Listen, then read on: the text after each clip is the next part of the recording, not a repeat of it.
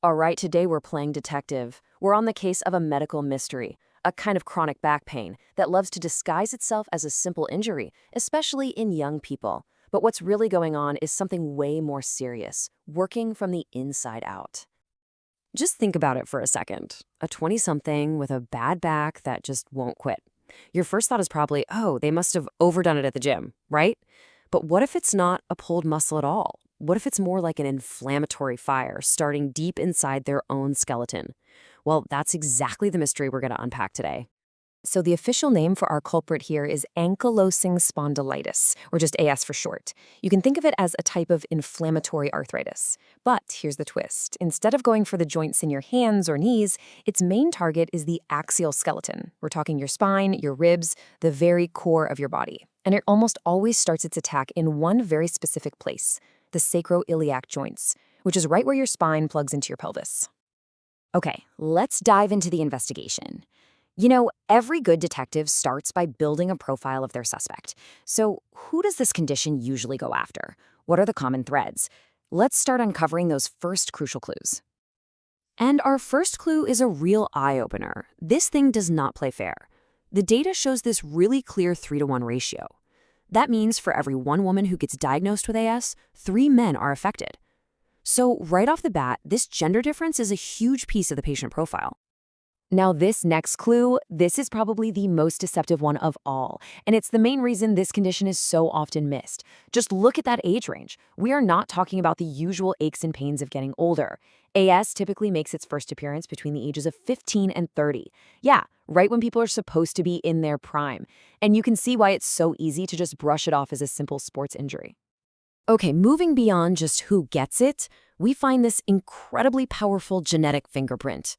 Get this. A whopping 90 to 95% of people with AS carry a specific gene marker called HLA-B27. Now, just having this gene doesn't mean you're definitely going to get the disease, but finding it is like finding a key piece of DNA at a crime scene. It is a massive, massive part of the puzzle. So, we've got a pretty good profile of our typical patient. Now, let's track the disease's movements. See, AS isn't random. It follows this surprisingly predictable trail of inflammation through the body, almost like it's got a roadmap. And understanding that path is absolutely key to identifying it. The trail almost always starts at what we'll call ground zero, the sacroiliac joints.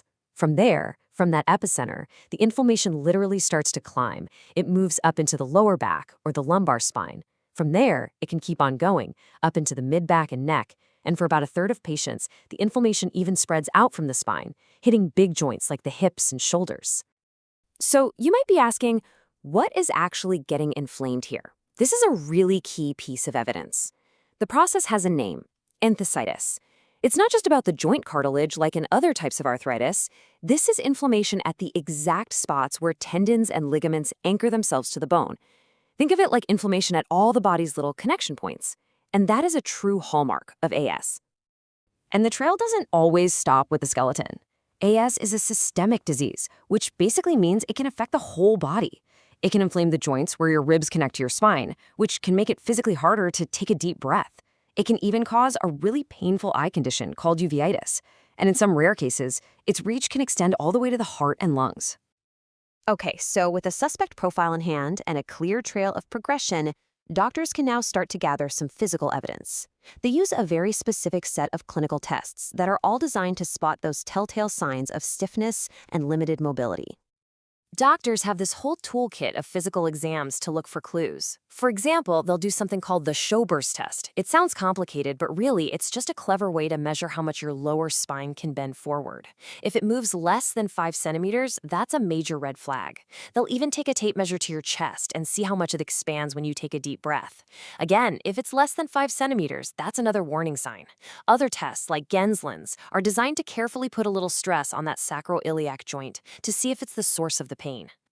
But you know, all of this, the profile, the physical tests, it's still just building a case. For the final, definitive verdict, we need to see what's actually happening to the bone itself. And for that, we turn to the most powerful tool in this entire investigation, the X-ray evidence. And our source material really couldn't be any clearer about this.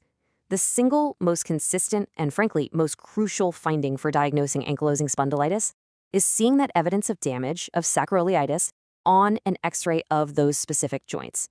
It is, without a doubt, the smoking gun. Now, in the very early stages, the signs on an X-ray can be pretty subtle. A doctor might see a squaring of the vertebrae where they start to lose their normal, healthy curve. They might also spot something called the shiny corner sign. This happens when the corners of the vertebrae get inflamed, they erode a little, and then they heal over with this dense new bone that looks, well, shiny on the X-ray. As the disease keeps going, the body's reaction to all this chronic inflammation is to, well, it's to build bone where bone isn't supposed to be. These bony growths, called syndesmophytes, start to form, and they literally create little bridges of bone across the gaps between the vertebrae. And that whole process of bridging eventually leads to the most classic and, unfortunately, the most debilitating sign of advanced AS, what's known as the bamboo spine. The individual segments of the spine have basically fused together into one single rigid column. It loses its flexibility, and on an X-ray, it looks unmistakably like a stalk of bamboo. There are other incredibly descriptive signs you can see too. You might see the dagger sign, which is this single, dense white line running right down the center of the spine. That's caused by calcified ligaments. Now, if the little facet joints on either side also calcify, you end up with 3 parallel white lines running up the spine, creating what's perfectly named the trolley track sign. I mean, these are just the undeniable fingerprints of long-standing AS.